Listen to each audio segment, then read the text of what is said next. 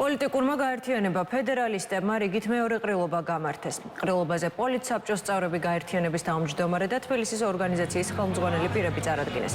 პოლიტსაბჭოს წევრები პრაიმერის გზით შეირჩნენ. ცნობისთვის პირველი ყრილობის შემდეგ პარტიის რეგისტრაციაზე მათ უარი მიიღეს, თუმცა განაცხადის შეტანას იუსტიციის სამინისტროში ისევ აპირებენ. შეხვედრის მიწრულს დაგეგმილია საქველმოქმედო საღამო. ბუჩამდე იყო აფხაზეთი. მართავთ ფედერალისტების მეორე დამფუძნებელ ყრილობას პირველი არჩევნების წინ ჩავატარეთ. მეორეს იმიტომ, რომ იუსტიციის მინისტრმა რეალურად უარი გვითხრა პარტიის რეგისტრაციაზე.